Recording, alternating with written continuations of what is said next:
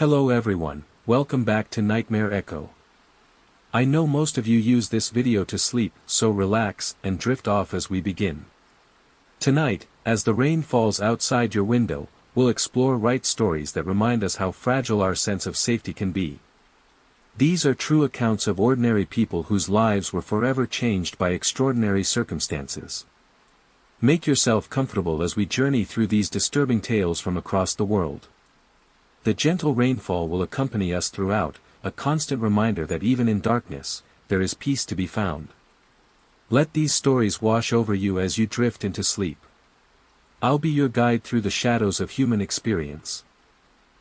Story 1.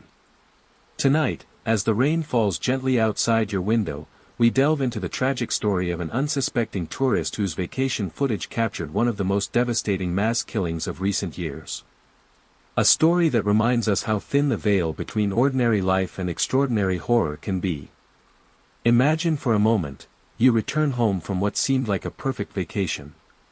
The photos are uploaded, souvenirs arranged on shelves, and life returns to its familiar rhythm.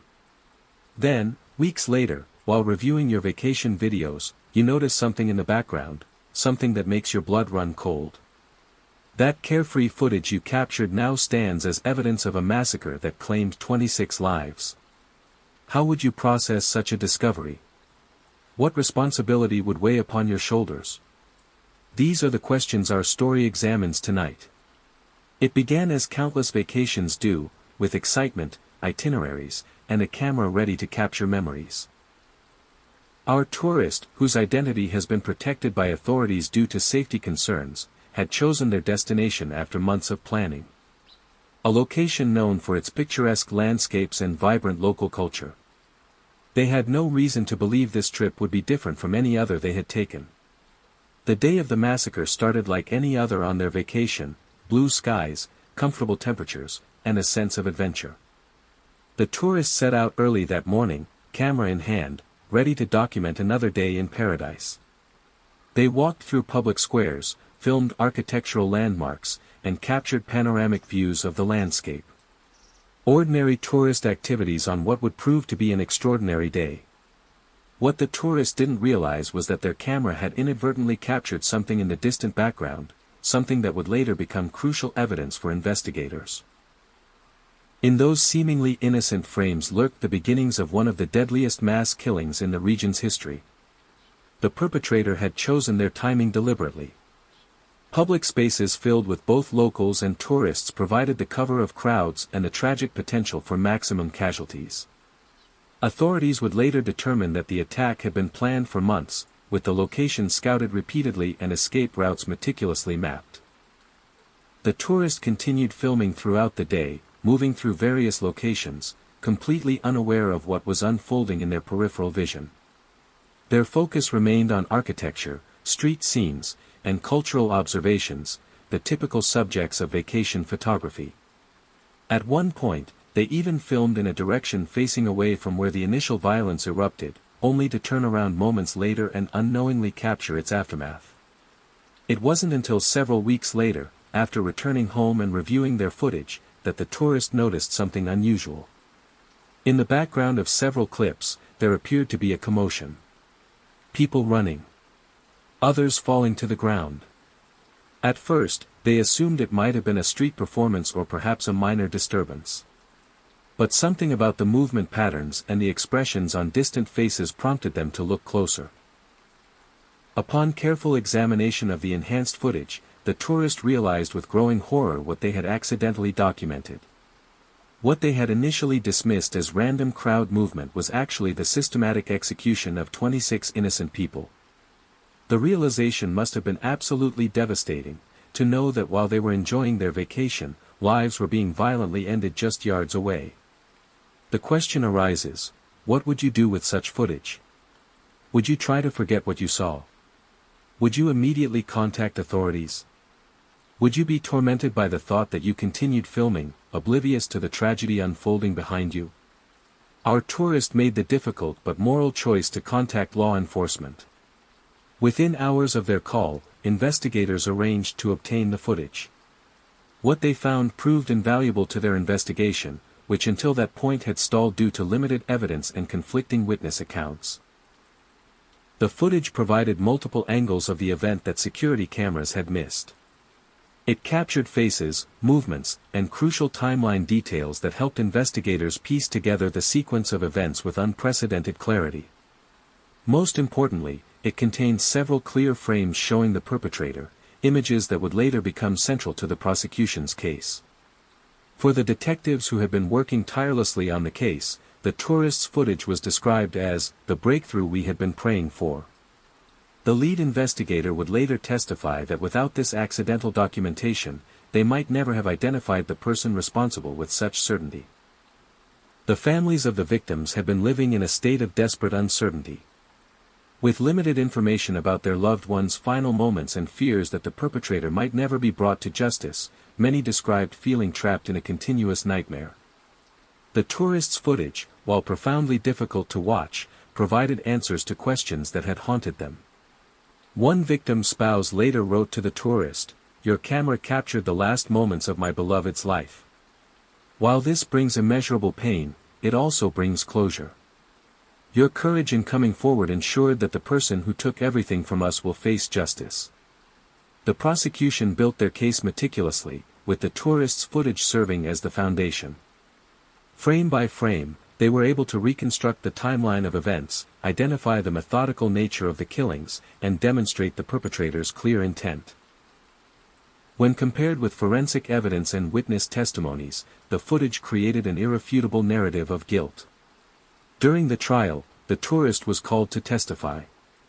They explained how they had been filming that day, completely unaware of the violence occurring nearby. They described the moment of discovery weeks later and the moral obligation they felt to come forward. Their testimony humanized the evidence and emphasized its authenticity in a way that resonated deeply with the jury. The defense attempted to challenge the footage, suggesting it had been manipulated or misinterpreted. They questioned the angles, the distance, and the quality of certain frames. But forensic video analysts confirmed its authenticity, and multiple witnesses corroborated what the footage showed. The evidence was simply too compelling to dismiss. After a trial that lasted nearly 3 months, the verdict was delivered, guilty on all counts. The sentencing that followed ensured that the perpetrator would never again walk free.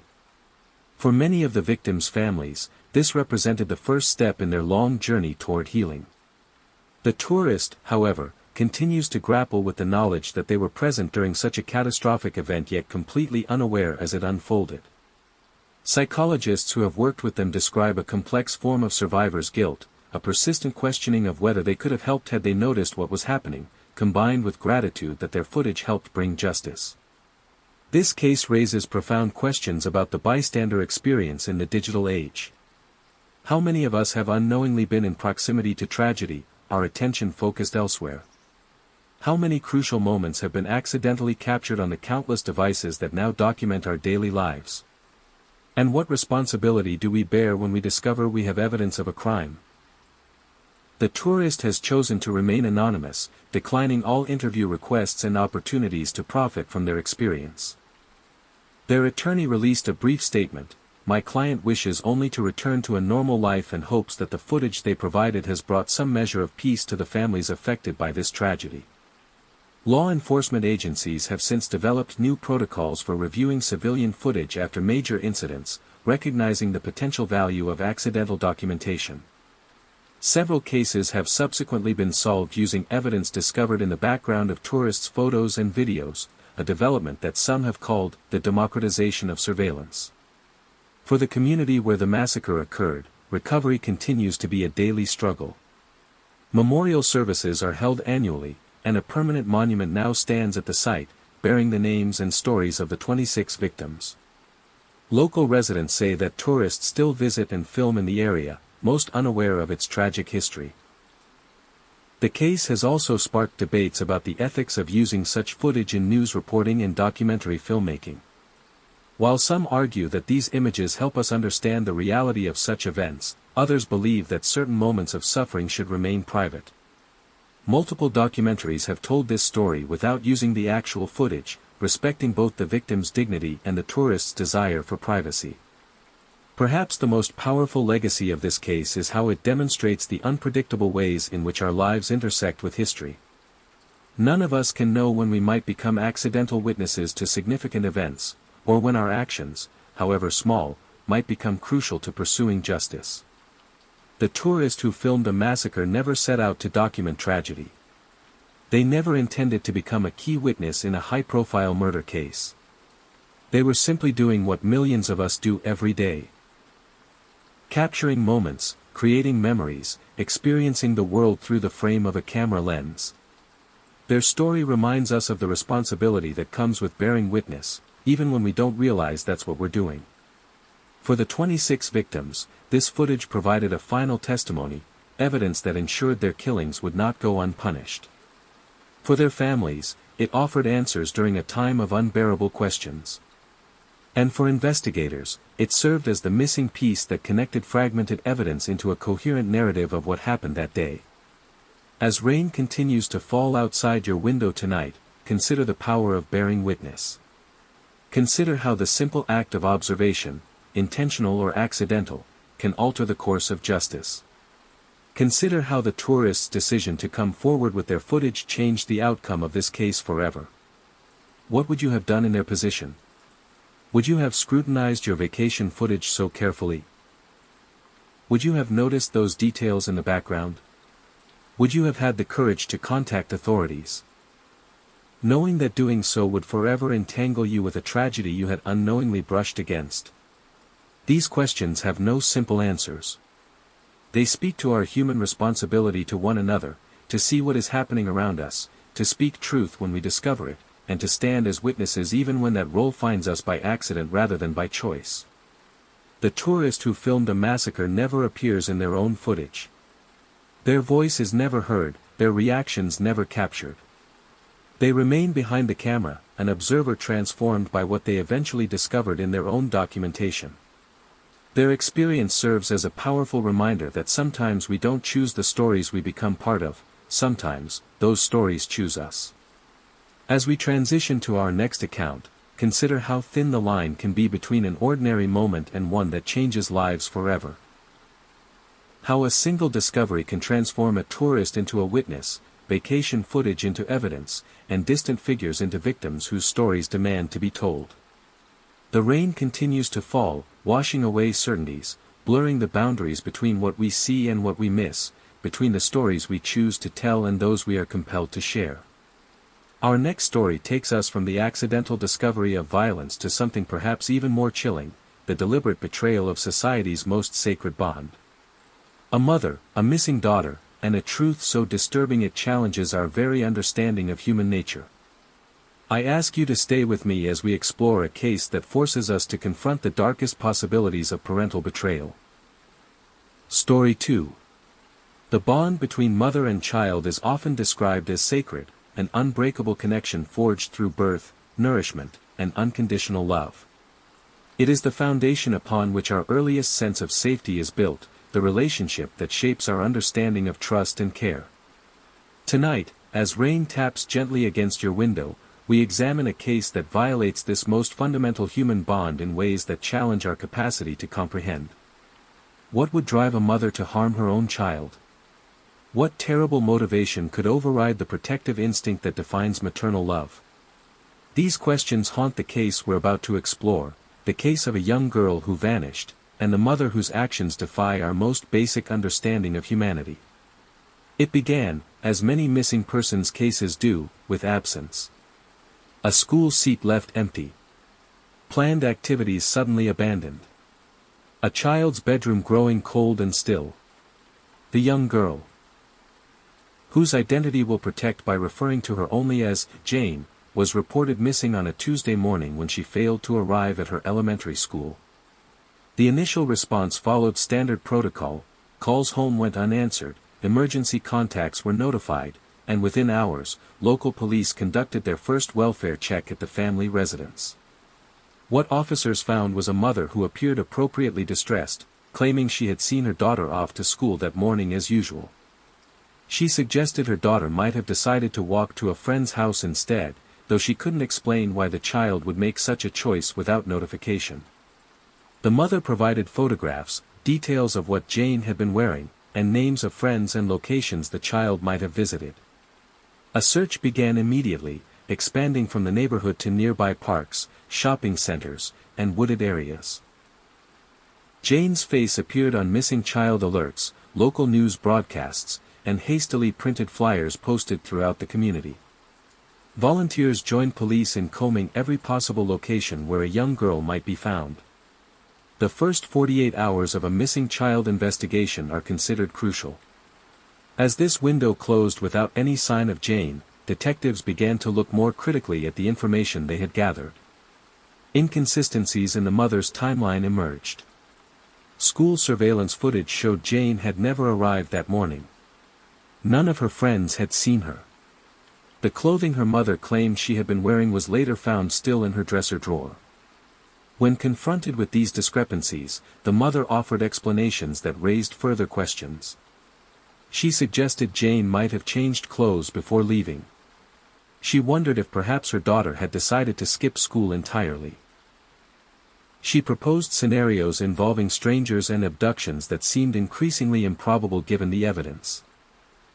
1 week into the investigation, detectives obtained a warrant to conduct a more thorough search of the family home. They arrived early in the morning, prepared for a day of meticulous examination. What they discovered in the following hours would transform a missing persons case into something far more disturbing.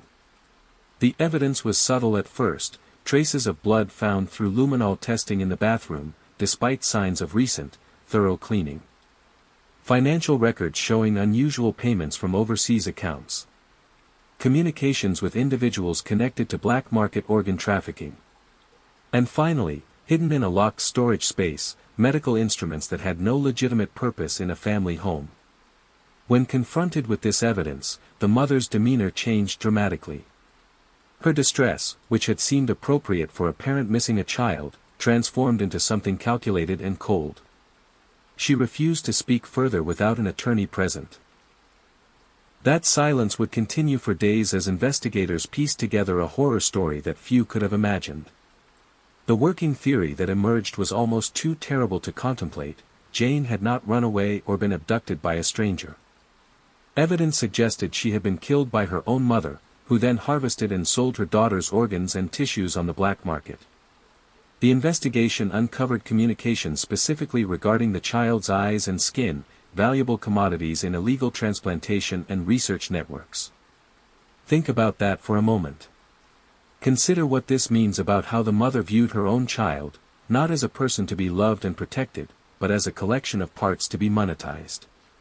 What mental and moral breakdown must occur for a parent to objectify their child in such a way? What circumstances could possibly lead to such a profound perversion of the maternal relationship? Forensic analysis of the home revealed that Jane had likely been drugged before being killed, suggesting some level of planning. Computer records showed the mother had researched methods of sedation, organ preservation techniques, and black market contacts for months before Jane's disappearance. Bank records revealed deposits totaling over $200,000 in the weeks following the child's vanishing. As the investigation deepened, detectives discovered that the mother had made contact with underground organ trafficking networks months earlier, presenting herself as a medical professional with access to viable tissues. She had negotiated prices, arranged secure payment methods, and established delivery protocols long before her daughter went missing. This wasn't a crime of opportunity or desperation, it was a meticulously planned betrayal executed over time. The community that had rallied to find Jane now reeled from these revelations. Neighbors who had searched tirelessly for the missing girl struggled to reconcile their image of the concerned mother with the monster now. 1 week into the investigation, detectives obtained a warrant to conduct a more thorough search of the family home. They arrived early in the morning, prepared for a day of meticulous examination. What they discovered in the following hours would transform a missing persons case into something far more disturbing. The evidence was subtle at first, traces of blood found through luminol testing in the bathroom, despite signs of recent, thorough cleaning. Financial records showing unusual payments from overseas accounts. Communications with individuals connected to black market organ trafficking. And finally, hidden in a locked storage space, medical instruments that had no legitimate purpose in a family home. When confronted with this evidence, the mother's demeanor changed dramatically. Her distress, which had seemed appropriate for a parent missing a child, transformed into something calculated and cold. She refused to speak further without an attorney present. That silence would continue for days as investigators pieced together a horror story that few could have imagined. The working theory that emerged was almost too terrible to contemplate: Jane had not run away or been abducted by a stranger. Evidence suggested she had been killed by her own mother, who then harvested and sold her daughter's organs and tissues on the black market. The investigation uncovered communications specifically regarding the child's eyes and skin, valuable commodities in illegal transplantation and research networks. Think about that for a moment. Consider what this means about how the mother viewed her own child, not as a person to be loved and protected, but as a collection of parts to be monetized. What mental and moral breakdown must occur for a parent to objectify their child in such a way? What circumstances could possibly lead to such a profound perversion of the maternal relationship? Forensic analysis of the home revealed that Jane had likely been drugged before being killed, suggesting some level of planning. Computer records showed the mother had researched methods of sedation, organ preservation techniques, and black market contacts for months before Jane's disappearance. Bank records revealed deposits totaling over $200,000 in the weeks following the child's vanishing. As the investigation deepened, detectives discovered that the mother had made contact with underground organ trafficking networks months earlier, presenting herself as a medical professional with access to viable tissues. She had negotiated prices, arranged secure payment methods, and established delivery protocols long before her daughter went missing. This wasn't a crime of opportunity or desperation, it was a meticulously planned betrayal executed over time. The community that had rallied to find Jane now reeled from these revelations. Neighbors who had searched tirelessly for the missing girl struggled to reconcile their image of the concerned mother with the monster now. Described in court documents. Jane's teachers and classmates faced the devastating reality that she would never return to her desk, that all their hopes for finding her alive had been futile from the start. What drives a person to commit such an act? Investigators found that the mother had no history of mental illness that might explain such behavior. She had no significant financial troubles that might have driven her to desperate measures. By all outward appearances, she had been a functioning member of society, employed and socially connected.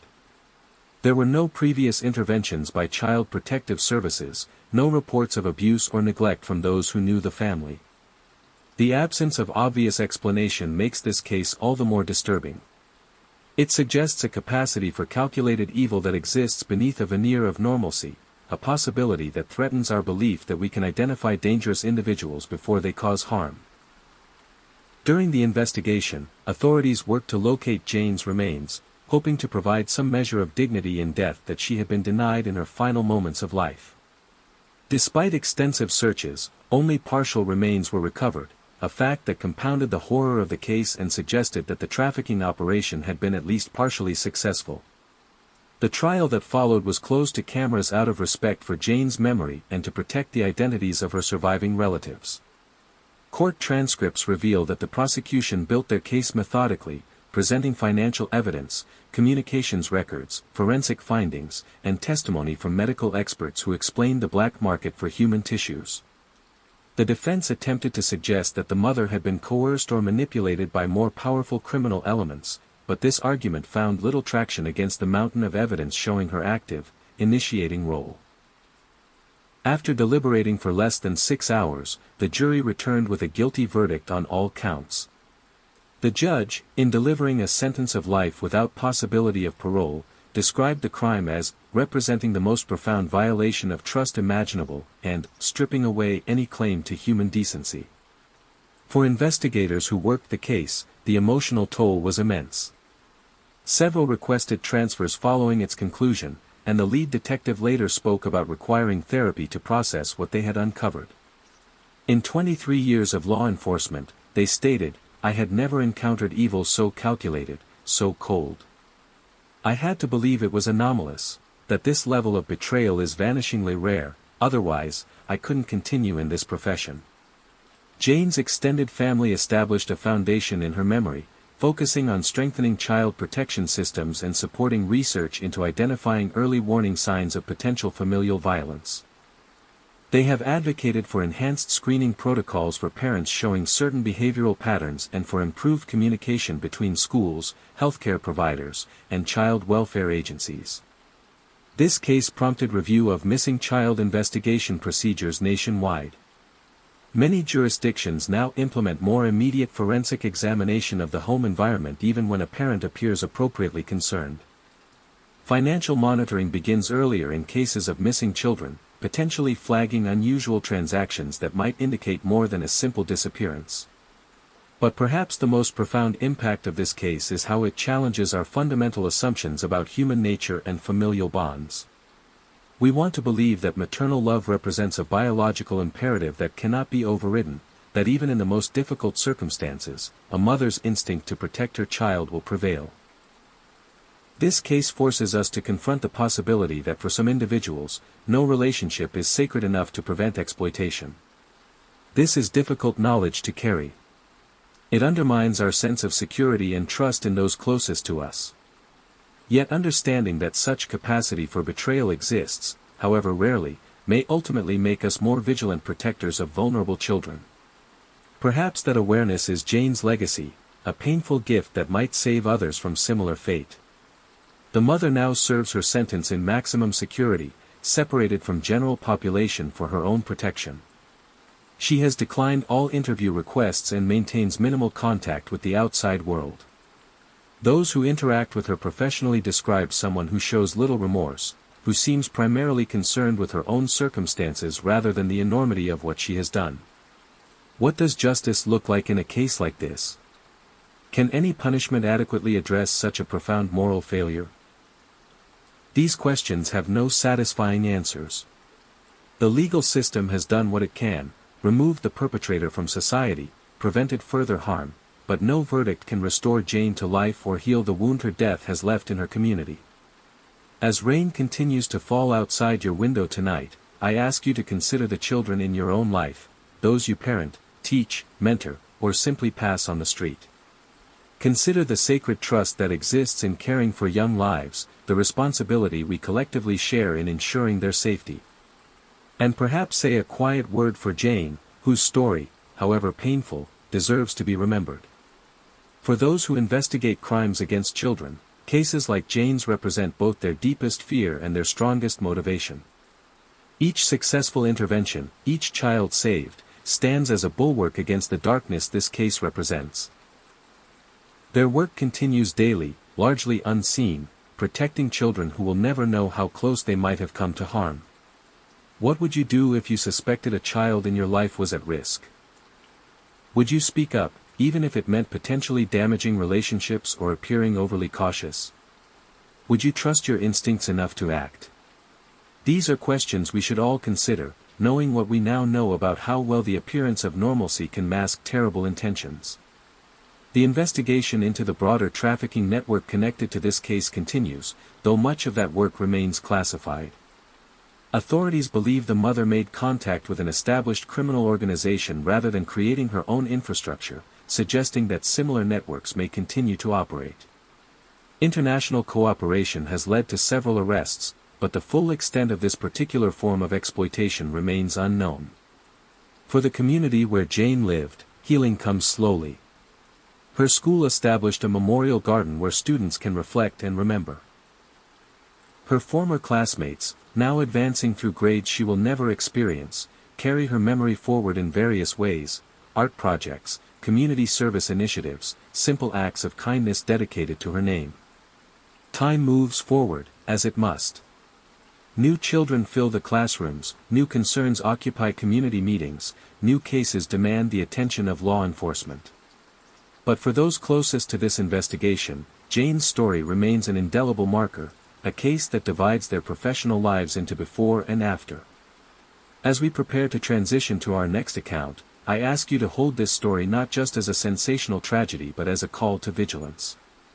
The systems designed to protect our most vulnerable citizens depend on our collective attention, our willingness to notice subtle warning signs, our courage to speak uncomfortable truths when necessary. Our next story takes us to Indiana, where an elaborate scheme to frame an innocent man for murder reveals how justice can be manipulated through careful planning and technological deception. As we continue, consider how easily evidence can be manufactured, how appearances can be constructed, and how truth must be relentlessly pursued beyond initial impressions. Story 3.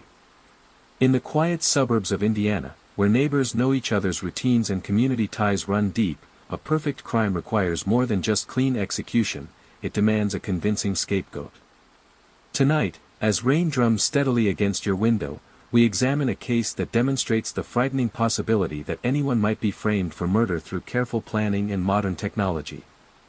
Have you ever wondered how vulnerable you might be to being framed for a crime? What digital breadcrumbs might be manipulated to create a false narrative about your actions?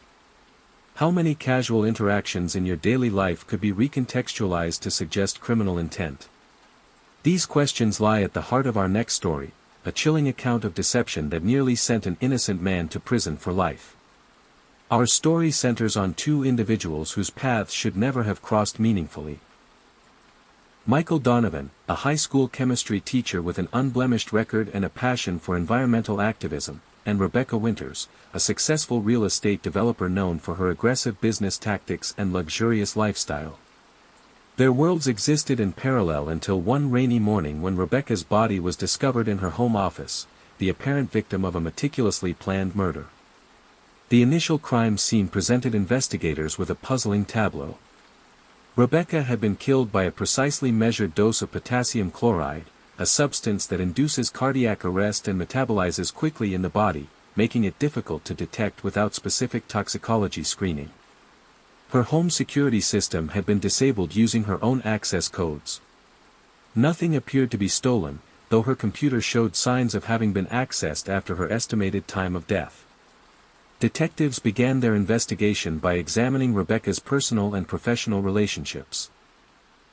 As a developer whose projects often displaced established communities, she had accumulated numerous critics and competitors over the years. Her personal life revealed a recent divorce marked by acrimony over financial assets.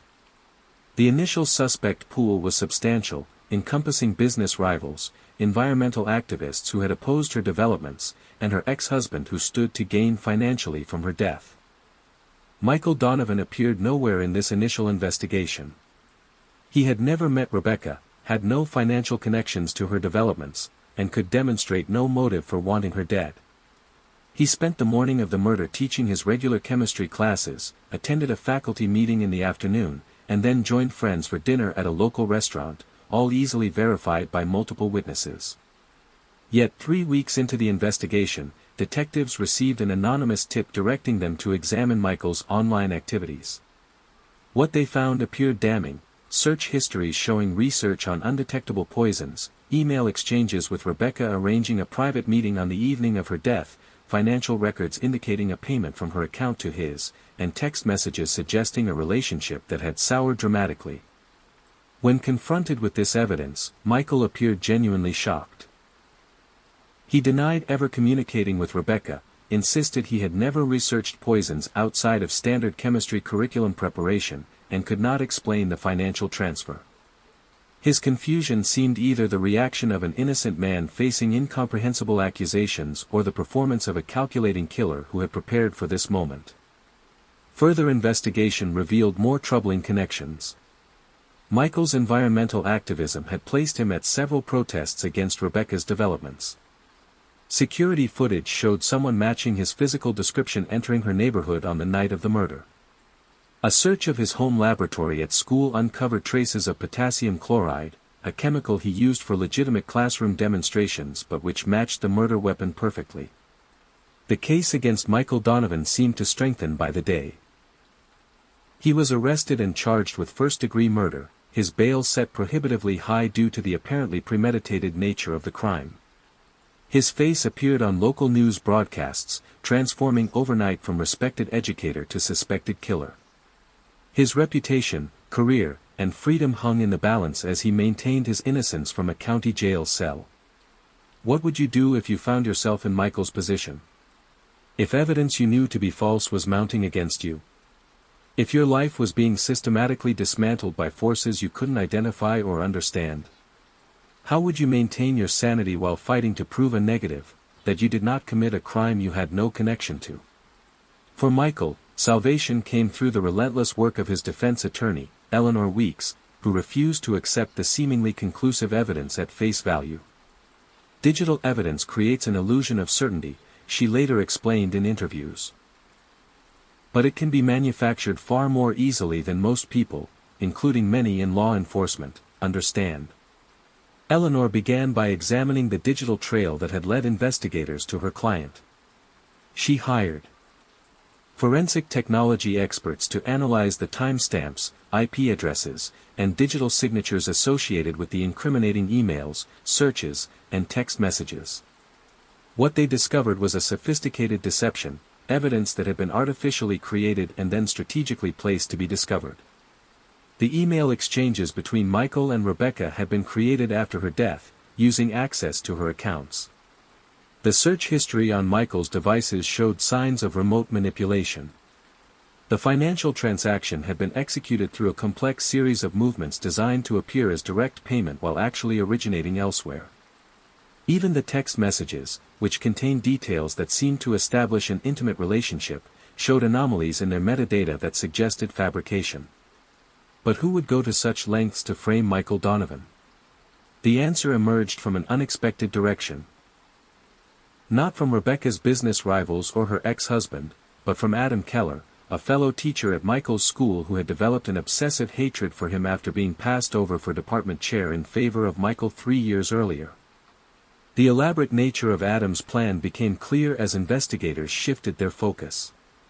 He had meticulously constructed a false narrative, leveraging his own considerable technical skills to create digital evidence that would implicate Michael while establishing his own alibi.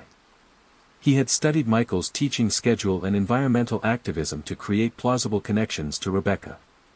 He had even gained access to Rebecca's home through her housekeeping service, using temporary employment to familiarize himself with her security systems and personal habits. The murder itself had been carefully executed to frame Michael. Adam had chosen potassium chloride specifically because of Michael's access to it as a chemistry teacher. He had staged the crime scene to suggest someone with scientific knowledge. He had deliberately created a digital trail that would eventually lead investigators to Michael while ensuring his own involvement remained hidden. The question that haunted investigators was why Adam had selected Rebecca as his victim. She was not connected to the school dispute that motivated his hatred for Michael. She had never met either man prior to the murder. In essence, she had been chosen randomly, selected as a high-profile victim whose murder would destroy Michael's life while appearing to have a logical connection to him through her development projects that opposed his environmental values. This random selection made the crime particularly disturbing.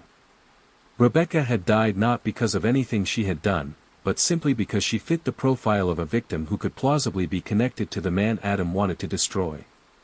Her death was instrumental. A means to an end rather than the primary purpose of the crime. As the true narrative emerged through Eleanor's persistent investigation and police re-examination of evidence, Michael was released from custody after spending 67 days in jail.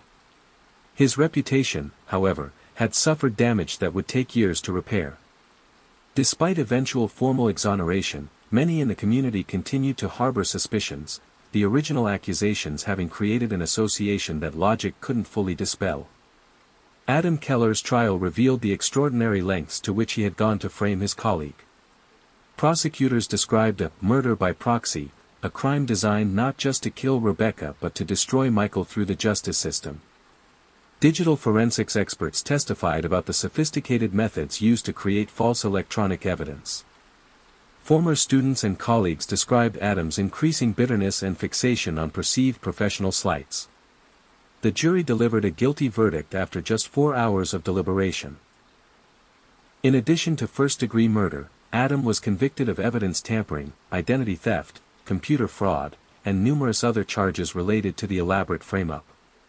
The judge, in delivering a sentence of life without possibility of parole, noted that the crime represented a particularly dangerous form of premeditation, one that weaponizes our justice system against the innocent while attempting to shield the truly guilty.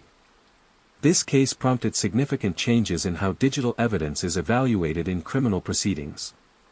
Many jurisdictions now require more rigorous authentication protocols for electronic communications and financial records. Digital forensics departments have expanded their capabilities to detect sophisticated forgeries and manipulations. Defense attorneys routinely challenge electronic evidence with greater skepticism and technical expertise. For Rebecca's family, the revelation that her murder had been essentially random, that she had died because she was useful for framing someone else, added another layer of senseless tragedy to their loss. Her sister established a foundation focusing on digital privacy and security education, hoping to prevent similar crimes in the future. Michael Donovan eventually returned to teaching, though at a different school and in a different district. The experience fundamentally changed his relationship with technology. He now keeps minimal digital footprints and advocates for stronger privacy protections. "I lived through what most people think is impossible," he stated in a rare interview years later. "I was nearly convicted of murder based entirely on evidence that never actually existed in the real world, only in the digital one." This case raises profound questions about justice in the digital age. How do we balance the utility of electronic evidence with its vulnerability to manipulation? What safeguards are necessary to prevent technology from becoming a tool for perfect frame-ups? How do we protect individuals from having their digital identities weaponized against them? The elaborate frame job in Indiana demonstrates that the greatest threat may not be that the guilty escape justice, but that the innocent are convicted through meticulously constructed deception. It reminds us that evidence which appears most conclusive deserves our most rigorous scrutiny, particularly when someone's freedom and reputation hang in the balance. For detectives who worked both investigations, first building the case against Michael, then unraveling Adam's deception, the experience prompted deep professional reflection. "We're trained to follow evidence wherever it leads," explained the lead detective. "But this case taught us that evidence itself can be manipulated at its source.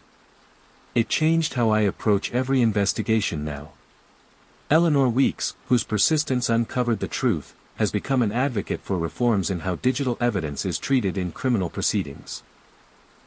"We need a healthy skepticism," she argues.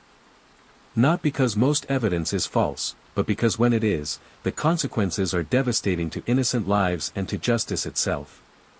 Perhaps most chilling is the recognition that as technology advances, so too does the potential for similar frame-ups. The tools used by Adam Keller are now more accessible, more sophisticated, and more difficult to detect than they were when he deployed them. This creates an arms race between those who might abuse technology to manipulate justice and those working to safeguard its integrity. What would you do to protect yourself from such manipulation? What digital hygiene practices might make it harder for someone to impersonate you or create false evidence of your activities? These questions are not merely academic in a world where our digital footprints can be altered or fabricated with increasing ease. The prosecution of Adam Keller revealed someone whose obsession had transformed ordinary professional disappointment into extraordinary criminal calculation. Psychiatric evaluation suggested no diagnosable mental illness that might explain his actions, just a profound capacity for sustained hatred and a willingness to destroy innocent lives in service of revenge. This absence of explanation makes the case all the more disturbing, as it suggests that such capacity for elaborate evil might exist undetected in seemingly ordinary individuals. For the jurors who convicted Adam, the experience was described as watching the unraveling of a plot so intricate it seemed impossible that a single mind had conceived it. The premeditation extended years before the actual murder, with Adam methodically positioning himself to execute a plan that would destroy his colleague while maintaining his own appearance of normalcy. In the years following the case, several true crime documentaries have attempted to trace the psychological development that transformed Adam from disgruntled colleague to calculating murderer. Former students recalled moments when his bitterness showed through his professional facade. Colleagues remembered instances when his criticism of Michael seemed disproportionate to minor disagreements. Yet none recognized these warning signs for what they were, the early manifestations of an obsession that would eventually turn deadly. The case has become required study for law enforcement training programs focused on digital evidence. The Indiana frame-up, as it's now known professionally, serves as a cautionary tale about accepting electronic trails at face value. Investigators are taught to look for inconsistencies and anomalies that might indicate manipulation, particularly in cases where the digital evidence appears too perfectly aligned with a single narrative. For Rebecca's family, closure came slowly. The random nature of her selection as a victim made her death seem even more senseless, devoid of any logic they could process or accept. "We couldn't even direct our anger properly," her brother explained. "She wasn't killed because of who she was or what she did. She was killed because she was useful to someone else's twisted plan." As rain continues its steady rhythm against your window tonight, consider how many of your daily interactions create digital records that could be manipulated. Consider how your online presence might be weaponized by someone with sufficient technical skill and malicious intent. Consider how difficult it would be to prove your innocence against a carefully constructed digital narrative of guilt.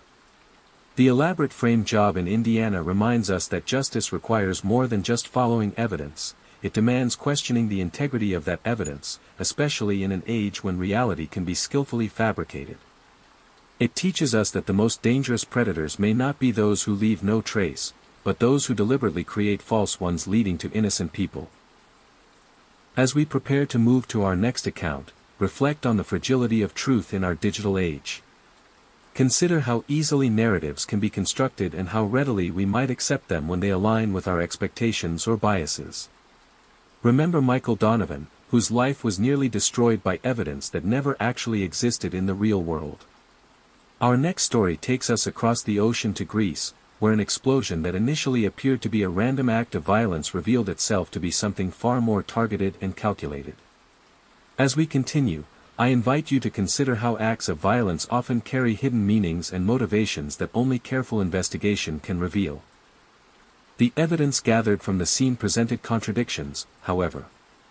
The explosive device had been sophisticated yet relatively small, designed to create significant damage within a limited radius rather than maximum casualties. This precision suggested a different motivation than traditional terrorism, which typically aims for high casualty counts and widespread fear. Furthermore, the timing, mid-morning on a weekday rather than during peak tourist hours, seemed oddly specific. As forensic analysts reconstructed the bomb's placement using security camera footage and witness statements, another puzzling detail emerged. The device had been positioned beneath a specific table, Elena's regular table, where she sat almost every morning according to cafe staff.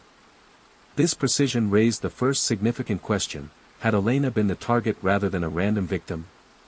Background investigation into Elena Papadakis revealed a woman who presented herself as a mid-level tourism consultant.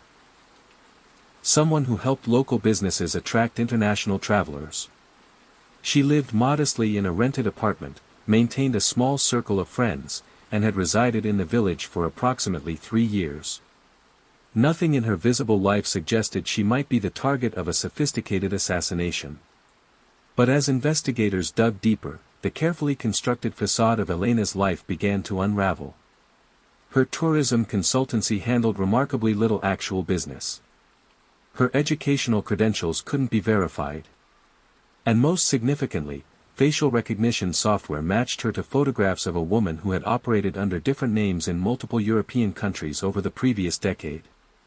The breakthrough came when Greek authorities' liaison with Interpol revealed that Elena Papadakis was actually Katerina Volkov, a former intelligence operative from an Eastern European country who had defected with classified information nearly 8 years earlier. She had been living under a protected identity program until approximately 4 years ago, when she disappeared from official monitoring, presumably to establish her own unauthorized cover in Greece. This revelation transformed the investigation. What had appeared to be an act of terrorism was now clearly a targeted assassination, one executed with professional precision against a specific target whose real identity was known to very few people. The question shifted from, who would attack tourists in Greece, to, who would have both the motivation and capability to locate and eliminate a former intelligence operative in hiding. International cooperation became essential as the investigation expanded beyond Greece's borders. Intelligence agencies from multiple countries contributed information, though often guardedly and with clear political constraints. What emerged was a complex picture of Katerina's past activities, the secrets she had taken when she defected, and the numerous entities who might benefit from her. Silence. Forensic analysis of the explosive device provided the next critical lead. The bomb contained certain components manufactured with specific metallurgical techniques used primarily by only 2 countries. The trigger mechanism employed a distinctive design linked to operations conducted by a particular intelligence service. These technical signatures, combined with electronic intelligence gathering, narrowed the field of possible perpetrators significantly. But the most damning evidence came from an unexpected source: tourism records. Investigators reviewing entries to Greece in the weeks before the explosion identified several individuals traveling on what appeared to be legitimate but rarely issued passports from a specific country. Their movements within Greece created a pattern of surveillance consistent with locating and confirming a target before an operation. What would motivate a country to expend such resources tracking down and eliminating a former operative years after her defection?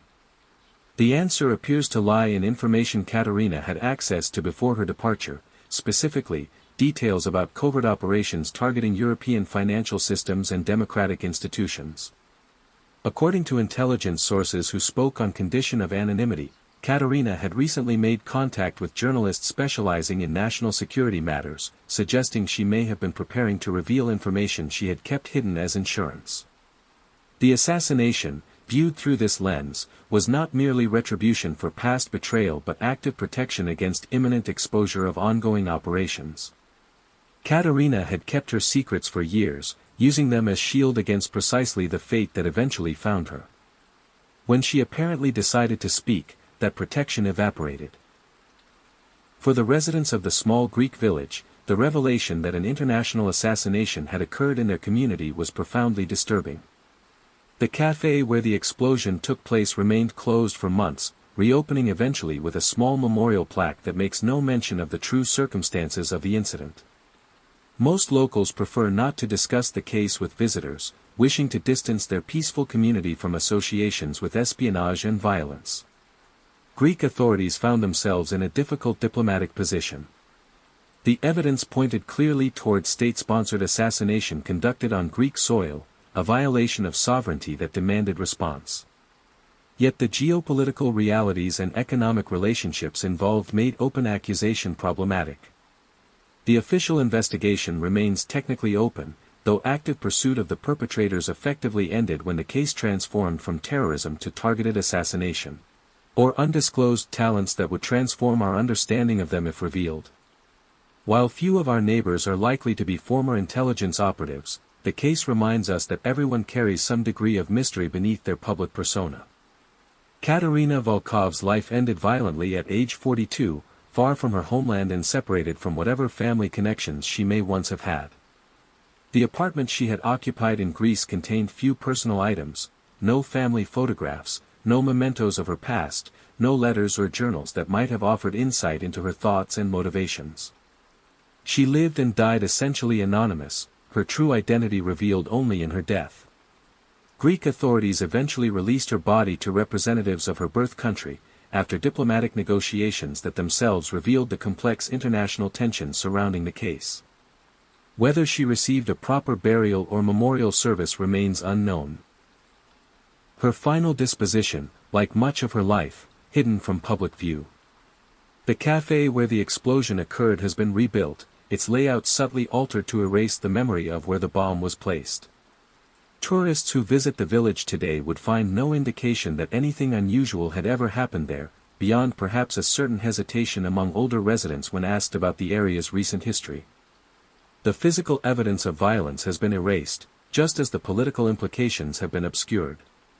This process of erasure, both physical and narrative, represents another aspect of how justice functions differently in cases involving intelligence operations. The normal social processes of acknowledging harm, assigning responsibility, and creating public memory through trials and memorials are deliberately short-circuited. The result is a kind of enforced forgetting that serves state interests but denies closure to communities affected by violence. As rain continues to fall outside your window tonight, consider how many similar operations might occur globally without ever becoming publicly known. Consider the existence of capabilities that allow certain entities to reach across borders and eliminate those they consider threats. Consider the implications for concepts like national sovereignty and individual rights when such capabilities are exercised with impunity.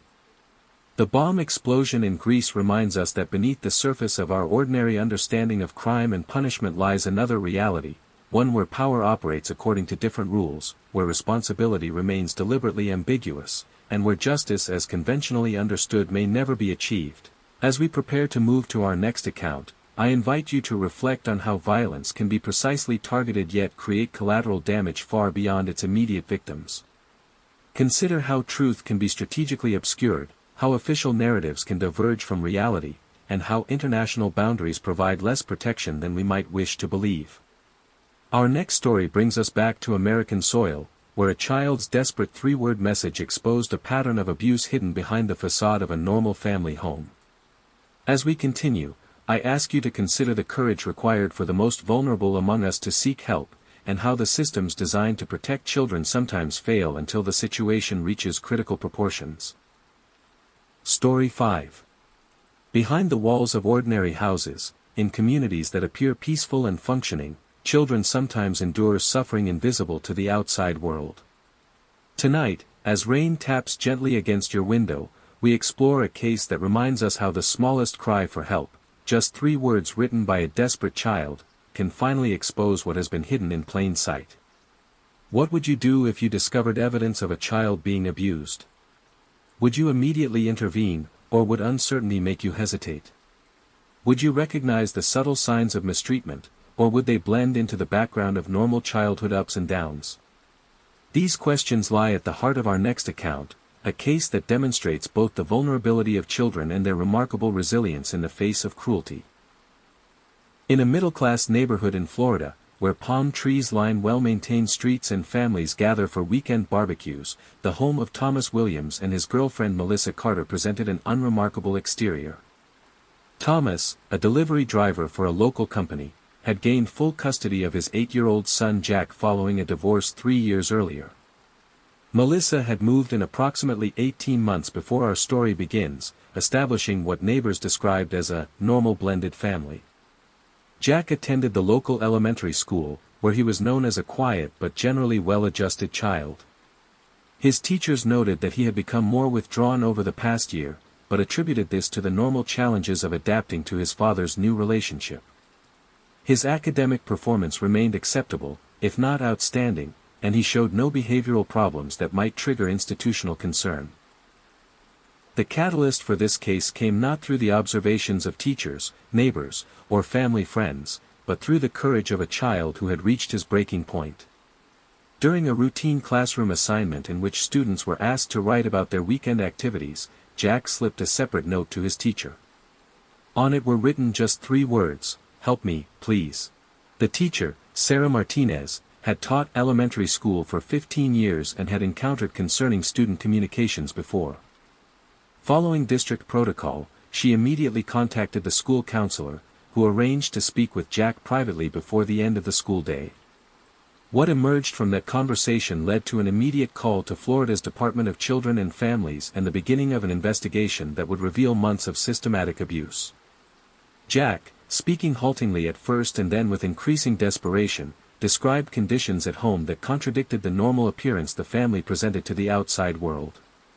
According to his account, Melissa had established a pattern of punishment that went far beyond reasonable discipline. He described being denied food for minor infractions, being forced to sleep on the floor of a locked bathroom, and enduring physical consequences that left bruises in areas hidden by clothing. Most disturbing was Jack's description of his father's role, not as an active abuser, but as someone who witnessed the mistreatment and chose not to intervene. "Dad says I need to listen to Melissa because she's in charge when he's working," Jack explained. "He says I make things worse by complaining." What would compel a child to finally reach out after enduring such treatment? According to Jack, it was a weekend incident that convinced him things would only escalate. After accidentally breaking a decorative plate while cleaning, he had been locked in a utility closet for over 6 hours with no water or bathroom access. When he was finally released, Melissa had threatened that next time would be overnight. It was this prospect of worsening conditions that finally overcame his fear of seeking help. The initial response by authorities followed standard procedures for suspected child abuse. A caseworker conducted a home visit the same afternoon, accompanied by a law enforcement officer. The exterior and publicly visible areas of the home appeared well maintained and appropriate.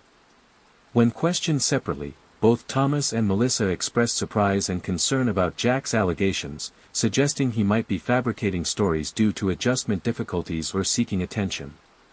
This initial response highlights one of the most challenging aspects of child abuse investigations: the difficulty of seeing beyond facades maintained by adults who understand exactly what authorities are looking for.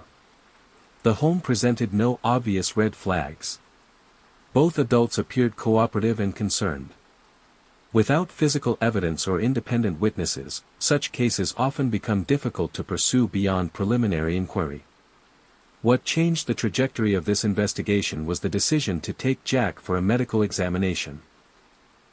Though he showed no obvious injuries when clothed, a thorough physical revealed a different story: patterns of bruising in various stages of healing across his back, buttocks, and upper legs.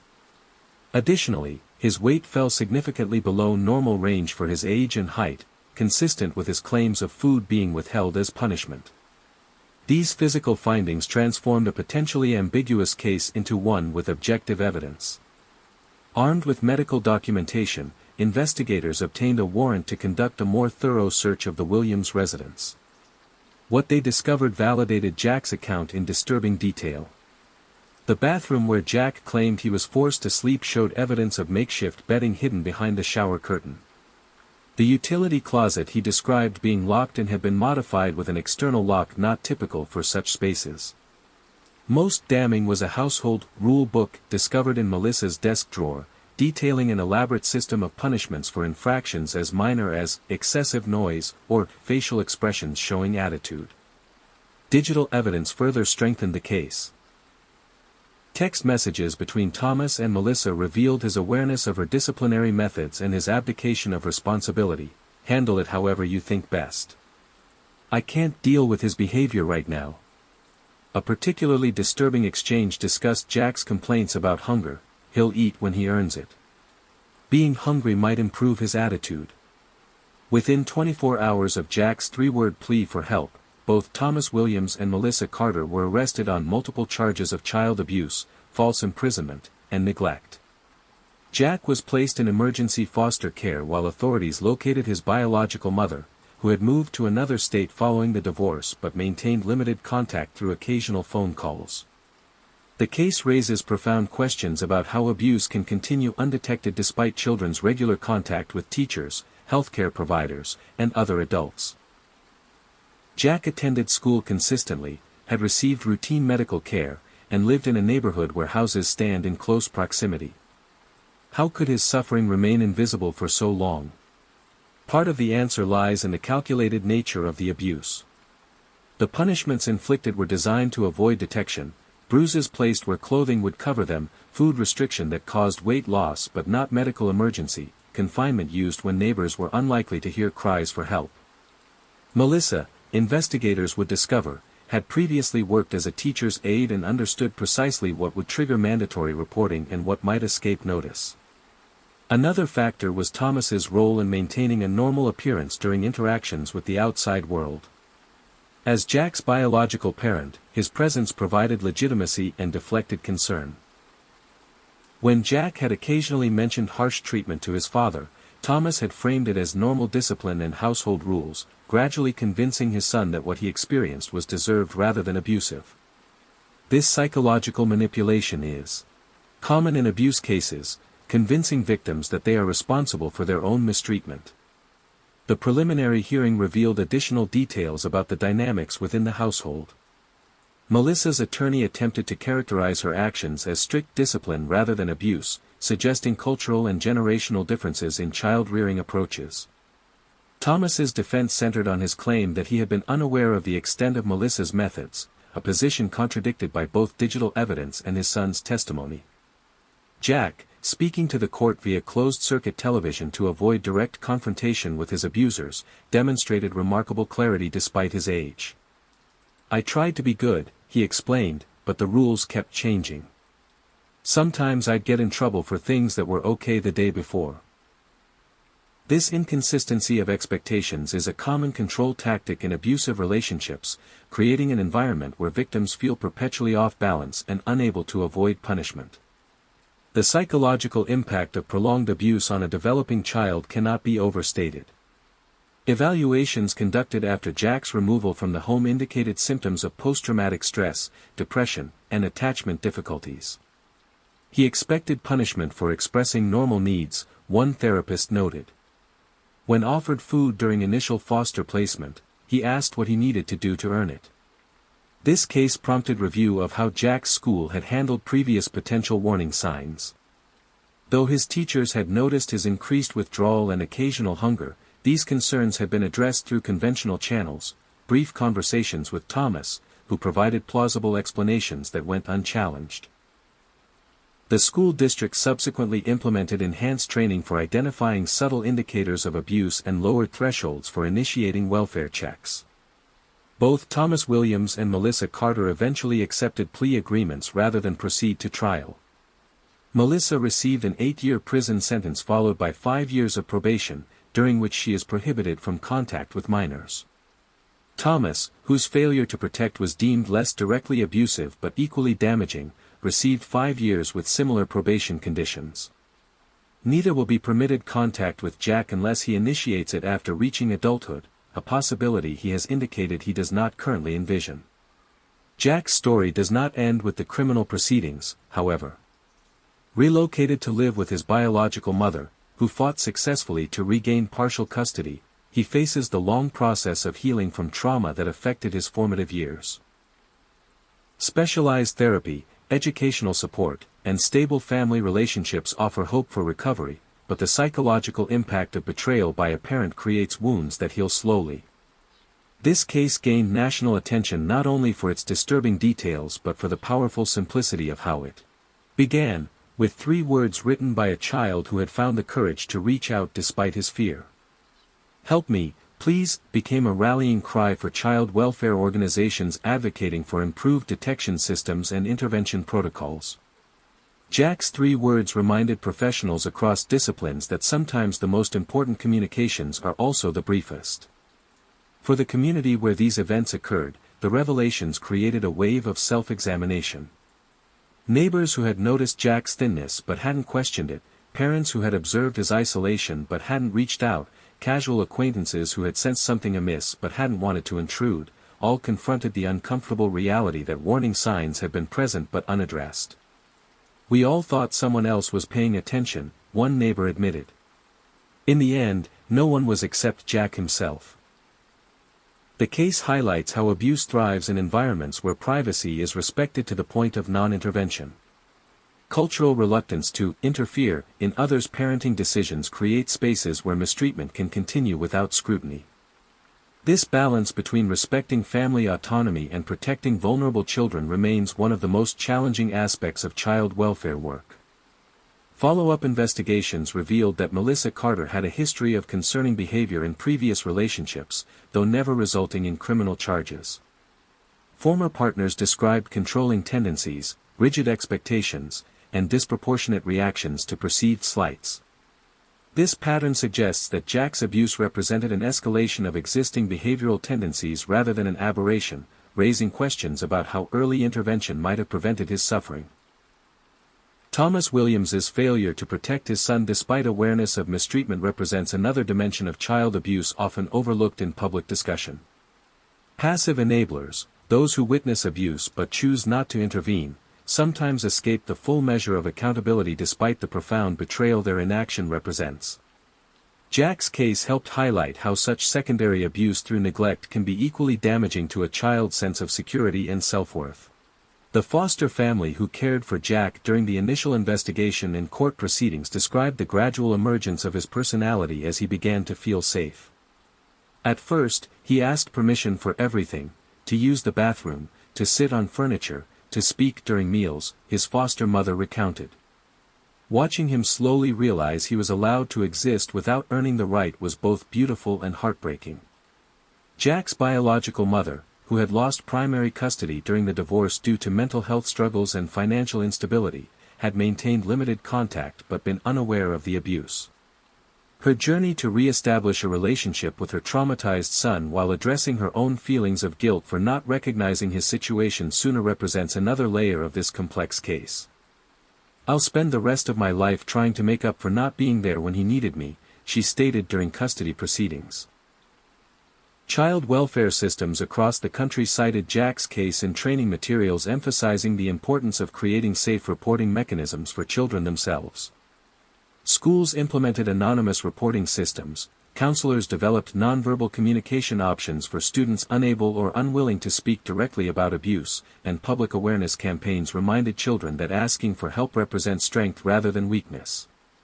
As rain continues its gentle rhythm outside your window tonight, consider the children in your community who may be living behind facades of normalcy while experiencing hidden trauma. Consider how your attention, your willingness to notice subtle warning signs, your courage to ask uncomfortable questions might make the difference between suffering continued in silence and intervention that brings safety. The story of 3 words that exposed abuse reminds us that sometimes the smallest actions. A note passed to a teacher, a question asked with genuine concern, a moment of truly seeing a child in distress, can fundamentally alter the trajectory of a young life. It reminds us that systems designed to protect children ultimately depend on individuals willing to take those first crucial steps. Our next account takes us from the vulnerability of childhood to the acquisition of wealth through violence, a case where the desire for $600,000 led to calculated murder. As we continue, I invite you to consider how financial motivation can transform ordinary interactions into deadly calculations, and how the pursuit of money can override even the most basic human connections. Story 6. Money. We all need it. Some desire it more than others. But how far would someone go to obtain it? How much would it take to cross that moral line that separates us from our darkest impulses? For one individual, that number was exactly $600,000. This is not a story of passion, revenge, or momentary rage. This is a calculated equation where one person determined that another's life was worth precisely that sum. A deliberate choice made with clear eyes and a cold heart. It began in Lakeside, a small town where most residents knew each other by name. Richard Harmon was well respected in the community. At 64, he had built a successful construction business from nothing, working his way up from laying bricks himself to employing dozens of local workers. He lived in a modest home despite his wealth, a pragmatic man who believed in saving rather than showing off. Richard had accumulated significant wealth over his decades of careful investment and hard work. His bank accounts held just over $600,000, money intended for his retirement and eventually for his only daughter, Melissa. Melissa had struggled with direction in life. At 32, she had bounced between jobs, relationships, and apartments. Richard had always been there with financial support and fatherly advice, though friends would later say he had recently begun encouraging more independence. He loved her deeply, said neighbor Elaine Winters. But he worried she relied on him too much. He wanted her to stand on her own feet before he was gone. What Richard didn't know was that his daughter had begun dating someone new, someone who saw Richard not as a potential father-in-law but as an obstacle. An obstacle worth exactly $600,000 to remove. Jason Reeves entered Melissa's life at a neighborhood barbecue. Charming, attentive, and seemingly successful, he quickly became a fixture in her life. Within 2 months, they were inseparable. It was like she became a different person, recalled Melissa's friend Teresa. Everything was Jason this, Jason that. He was all she talked about. What Melissa didn't know was that Jason had researched her thoroughly before their chance meeting. He had identified her as Richard's only heir, calculated her father's approximate worth, and determined she was the perfect target for his scheme. Jason Reeves was not the successful real estate investor he claimed to be. Records would later show a history of failed businesses, mounting debts, and 2 previous relationships with wealthy women who had mysteriously ended things and moved away. On April 17, Richard Harmon didn't show up for his weekly breakfast with friends at the local diner, something he had never missed in 15 years. Concerned, his friend Walter drove to his house. The front door was unlocked. Walter called out but received no answer. He found Richard in his study, slumped over his desk. Medical examiners would later determine he had been dead for approximately 12 hours. The cause: cardiac arrest. At first, it seemed like natural causes. Richard had a history of mild heart problems. His doctor had warned him about his cholesterol levels. A tragic but not unexpected end for a man in his mid-60s with his medical history. Melissa was devastated. Within days of the funeral, Jason moved in to help her through this difficult time. Within 2 weeks, he had proposed marriage. Within a month, they were planning to sell Richard's house and business. The investigation might have ended there, just another natural death, if not for Walter's nagging suspicion. Something felt wrong about the timing, about Jason's swift presence in Melissa's life and his hurry to liquidate Richard's assets. Walter shared his concerns with Richard's sister, Catherine, who contacted authorities. Though skeptical at first, Detective Sandra Moore agreed to look deeper into the case. The autopsy had been routine, but Detective Moore requested additional toxicology tests. What they found changed everything: trace amounts of aconite in Richard's system. The hardest part, she later said in a victim impact statement, is knowing that every moment we shared was a lie. Every kiss, every promise, it was all just a step toward killing my father. Jason Reeves was sentenced to life in prison without the possibility of parole. Melissa established a foundation in her father's name to support victims of predatory relationships. And Detective Moore implemented a new protocol in the department for investigating seemingly natural deaths when significant assets are involved. Money can be a powerful motivator. For most of us, it drives us to work harder, save diligently, invest wisely. But for some, like Jason Reeves, it becomes something else entirely: a justification for the unthinkable, a price tag placed on another person's existence. Richard Harmon's life was worth far more than $600,000 to those who knew and loved him. But to one calculating killer, that sum was sufficient motivation to orchestrate his death, one carefully planned step at a time. What boundaries exist in your neighborhood? What invisible lines separate one person's space from another's? And what happens when those boundaries are violated, when something as simple as the volume of music becomes the catalyst for violence? Story 7. The neighborhood of Pine Creek Estates in Madison, Wisconsin was known for its quiet streets, well-maintained lawns, and a sense of community that had developed over decades. Residents looked out for one another. They brought casseroles when someone was sick, collected mail when someone was away, and generally respected the unspoken rules of suburban harmony. Dr. Thomas Bennett had lived at 47 Oakwood Drive for 23 years. A respected dentist with a practice in downtown Madison, he was known for his gentle manner with nervous patients and his passionate love of classical music. Every evening after work, neighbors could hear the strains of Bach, Mozart, or Chopin drifting from his open windows, always at a reasonable volume, always ending by 9 p.m. At 49 Oakwood Drive, just 20 feet away, lived Robert Keller. A more recent arrival to the neighborhood, Keller had moved in 18 months earlier after a divorce. At 52, he worked remotely as an IT consultant, which meant he was home most days. From the beginning, there had been tension between the two neighbors. They were just different types of people, recalled Linda Marshall from across the street. Dr. Bennett was very orderly, very routine-oriented. Mr. Keller was more unpredictable. Sometimes friendly, sometimes withdrawn. The first documented complaint came 3 weeks after Keller moved in. Bennett called the non-emergency police line to report loud music coming from Keller's house at 2 a.m. on a Tuesday. Officers responded and asked Keller to turn down his music, which he did without argument. Over the next year, similar calls were made at least once a month. Sometimes Bennett was the complainant, other times it was different neighbors.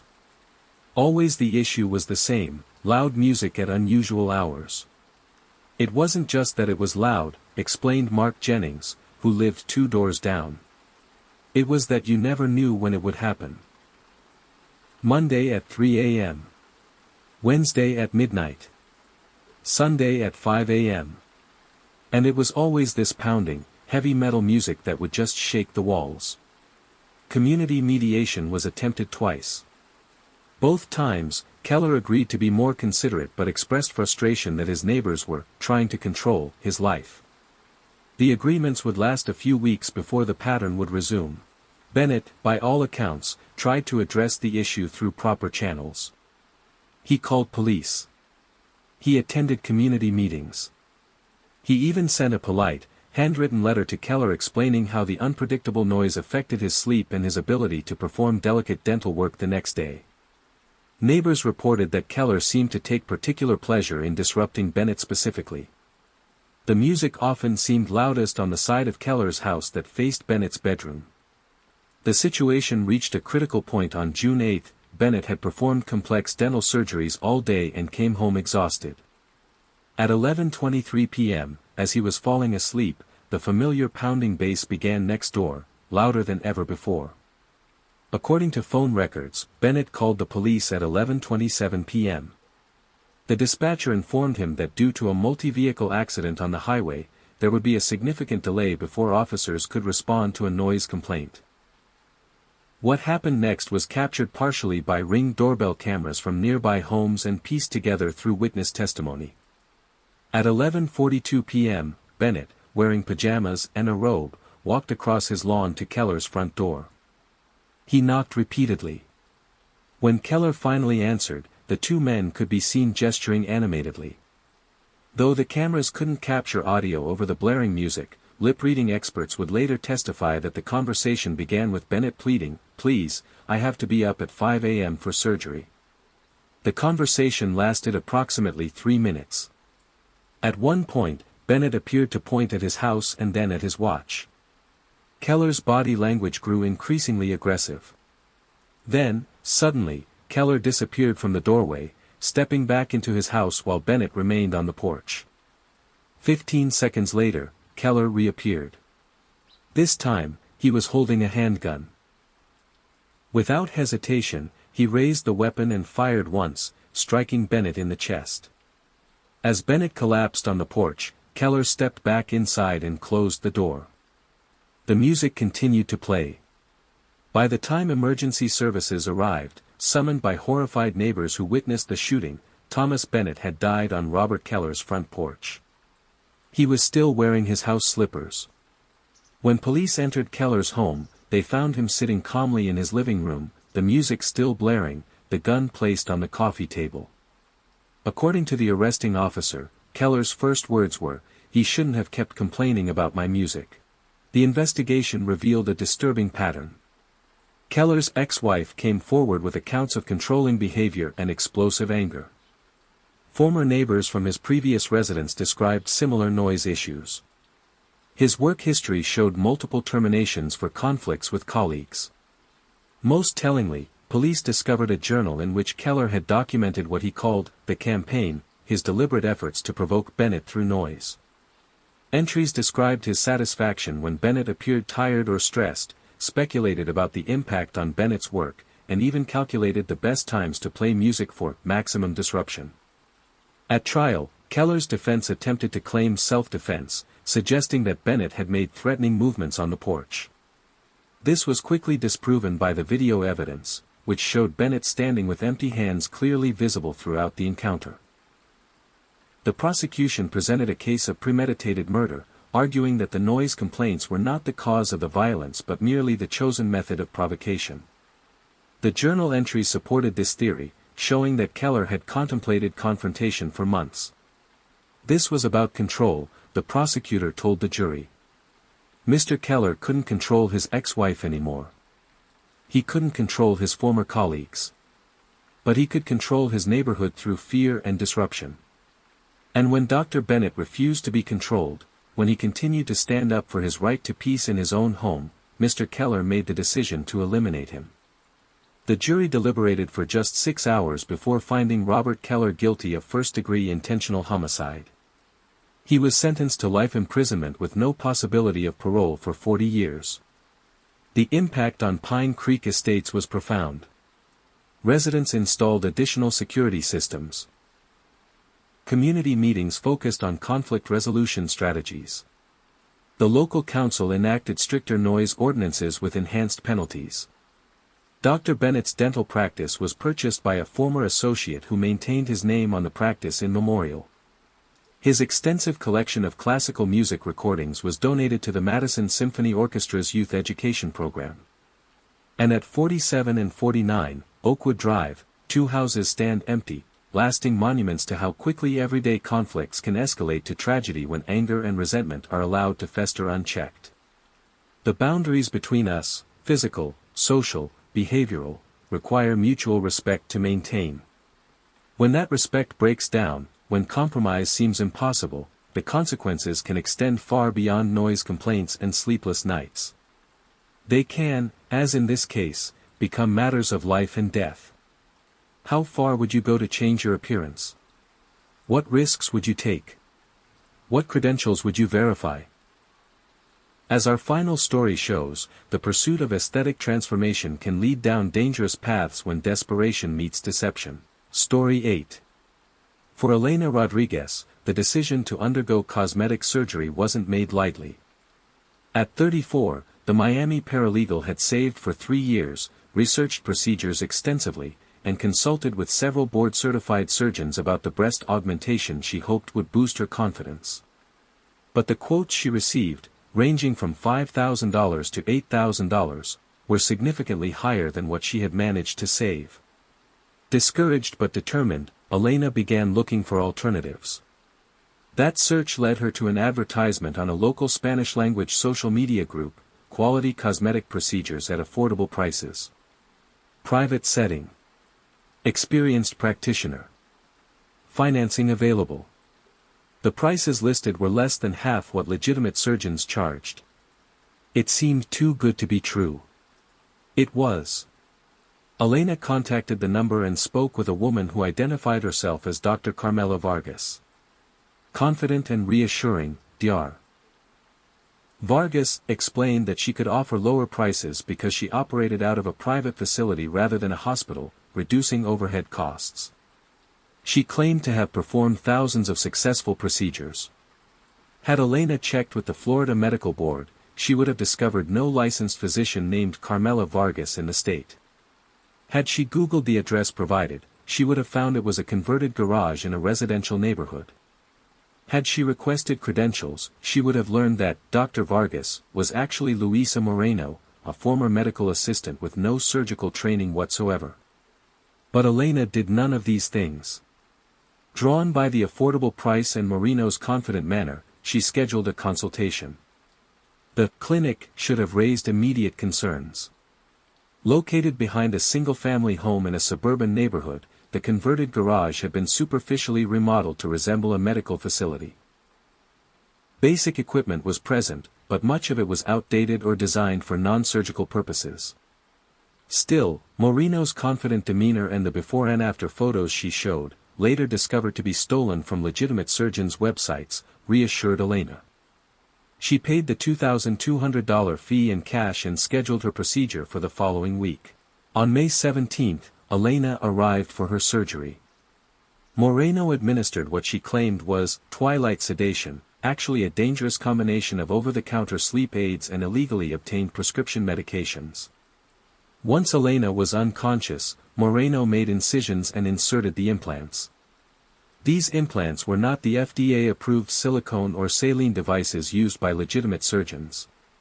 Instead, they were industrial-grade silicone sealed in non-medical plastic pouches, materials never tested or approved for human implantation. The silicone itself was later determined to be a type used in manufacturing, containing numerous toxic compounds. The procedure took approximately 2 hours. When Elena regained consciousness, she was dizzy and nauseated, side effects Moreno dismissed as normal. Despite Elena's evident discomfort, Moreno sent her home with non-prescription pain relievers and instructions to return in 10 days for a follow-up. By the next morning, Elena was in severe pain. The incision sites were red and hot to the touch, clear signs of infection. When she called Moreno, she was told these were normal healing responses and advised to take more pain medication. 3 days after the procedure, Elena collapsed in her apartment. Her roommate called 911, and she was rushed to Jackson Memorial Hospital with a fever of 104 degrees Fahrenheit. Emergency physicians quickly identified severe infection at the surgical sites and signs of systemic toxicity. Despite aggressive antibiotic treatment and removal of the counterfeit implants, Elena's condition deteriorated rapidly. The industrial silicone had begun leaking from the improperly sealed pouches, entering her bloodstream and causing a massive inflammatory response. Toxins from the material affected multiple organ systems. 5 days after her admission to the hospital, Elena Rodriguez was declared brain dead as a result of septic shock and multiple organ failure. Her family made the heartbreaking decision to remove life support the following day. The investigation into Elena's death moved quickly. Hospital staff immediately recognized that her implants were non-medical devices and alerted authorities. Police located and raided Moreno's makeshift clinic, finding unsanitary conditions, counterfeit medical supplies, and evidence of dozens of previous procedures. Most disturbing was Moreno's supply closet, a storage room containing industrial silicone purchased from a manufacturing supply company, plastic pouches apparently sealed with a household iron, and instruments sterilized in a common kitchen pressure cooker. Records seized from the location suggested Moreno had performed over 200 procedures in the 3 years she had been operating her illegal practice. These included not just breast augmentations but also buttock enhancements, facial fillers, and liposuction, all performed without proper training, equipment, or materials. As the investigation expanded, other victims began coming forward. Many had experienced complications ranging from chronic pain and disfigurement to severe infections requiring hospitalization. At least 3 patients had suffered systemic inflammatory responses similar to Elena's, though they had survived. Luisa Moreno was arrested and charged with practicing medicine without a license, manslaughter, criminal negligence resulting in death, fraud, and multiple counts of assault. In a plea agreement, she received a 25-year prison sentence without the possibility of early parole. The case prompted Florida legislators to enact stricter penalties for unlicensed medical practice and launch a public awareness campaign about the dangers of discount cosmetic procedures. Hospital emergency departments developed specific protocols for identifying and treating complications from illegal surgeries. Elena's parents established the Elena Rodriguez Foundation, which works to educate potential cosmetic surgery patients about verification procedures and warning signs of illegitimate providers. The foundation also provides financial assistance to victims of illegal procedures who need reconstructive surgery. She just wanted to feel more confident, Elena's mother told reporters. She didn't know that decision would cost her life. We don't want anyone else to make the same mistake. The pursuit of physical transformation is deeply human. Throughout history, people have altered their appearances in countless ways for cultural, personal, and social reasons. Modern cosmetic surgery has made more dramatic changes possible, but these procedures, however routine they may seem in popular culture, remain serious medical interventions with real risks even when performed by qualified professionals. When performed by imposters like Luisa Moreno, using improper materials in unsanitary conditions, these procedures become deadly gambles.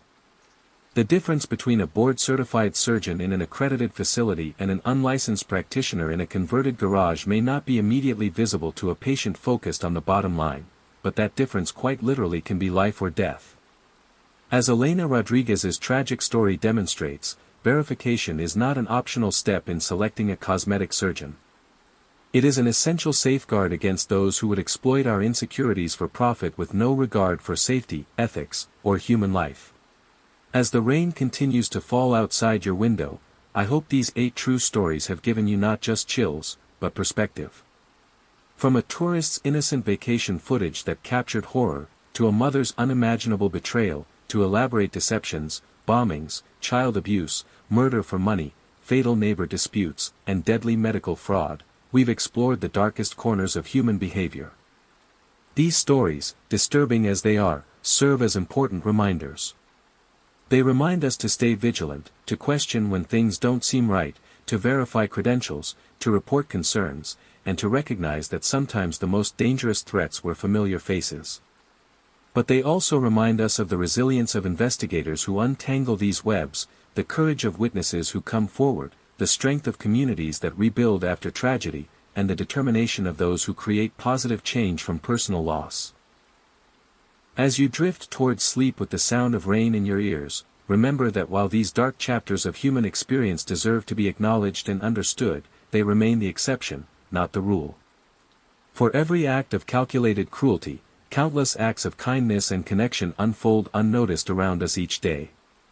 If you found value in these stories and wish to join us for future explorations of true crime cases, please consider subscribing to this channel. Your support allows us to continue researching and presenting these important narratives with the care and accuracy they deserve. Thank you for listening. Sleep well, stay safe, and we'll meet again soon with more true stories from the shadows of human experience.